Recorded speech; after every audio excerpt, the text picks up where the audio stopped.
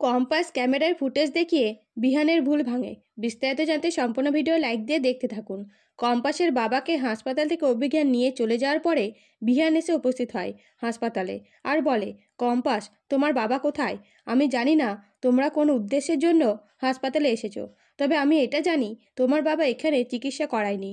এইসব শুনে কম্পাস রেগে বিহানকে কথা শুনিয়ে হাসপাতাল থেকে বেরিয়ে মোনালিসাদের বাড়ি যাবে বলে ঠিক করে এবং মোনালিসাদের বাড়ি যেয়ে অভিজ্ঞানের রুমের মধ্যে গোপন ক্যামেরা ফুলদানির মধ্যে সেট করে।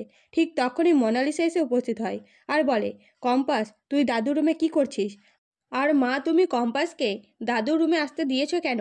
তখন কম্পাস উল্টে বলে, কাকিমা, আমার আর জিতের ভিডিও কে সোশ্যাল মিডিয়াতে ছেড়েছে সেটা জানতে পারলে আমি তাকে ছাড়বো না। এসব শুনে মনা ভয়ে চুপ করে সেখান থেকে চলে যায়।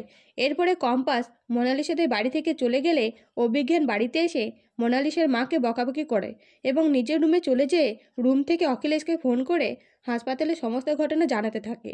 এদিকে কম্পাস বাড়ি ফিরতেই বিহানের সাথে আবার ঝামেলা বেঁধে গেলে কম্পাস জানায়, আমার বাবা ওই হাসপাতালেই ছিল।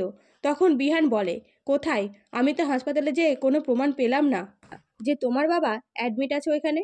তখন কম্পাস চুপ করে দাঁড়িয়ে থাকলে ঋতুজা কম্পাসের পাশে দাঁড়ায়। কম্পাসকে বলে, তুই রুমে যা, আমি দেখছি।